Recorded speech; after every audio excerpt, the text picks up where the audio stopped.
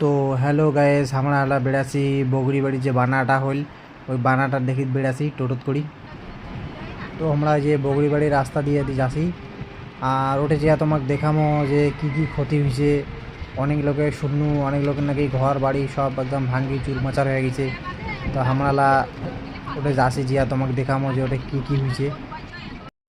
তো আমরা টোটো থেকে নামবি, হাঁটি হাঁটি যাচ্ছি। এটা থেকে বেশি দূর নয়, এটা থেকে 1/2 কিলোমিটার।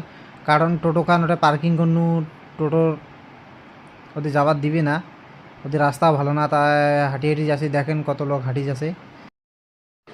তো আমরা এটাই চলে আসিনি ডাইরেক্ট, তোমরা দেখলেই পাচ্ছেন যে মানুষ বাড়ির ঘরগুলা কেমন করে একদম বানাত ভাসি গেছে। এটা অনেক ভিড়, অনেক ডেলি প্রচুর ভিড় হয় এটা। তোমরা দেখি পাচ্ছেন চাইর পিছে একদম ভাঙ্গা চূড়া, মানুষের একদম ঘরের উপর পর্যন্ত পানি গেছে, একদম পুরো একদম পানি গেছে। এই যে দেখো চাইর পিছে কেন বিশাল বড় এরিয়া। প্রত্যেকটা লোকে যে কি অবস্থায় আছে সেটা ওমরাই জানে।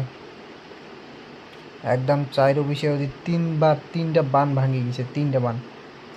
এই যে দেখির পাশের মানুষের ঘর ভাঙি একদম বাস্তরির একটা বগল চলে গেছে। এই যে মানুষ একটা নতুন বাথরুম বানিয়েছে, বাথরুম পর্যন্ত অল্টে দিছে।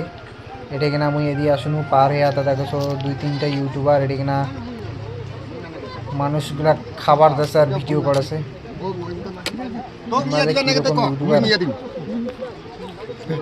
মানুষও 1-2টা করে কোলা দিবার সময় তাও ভিডিও।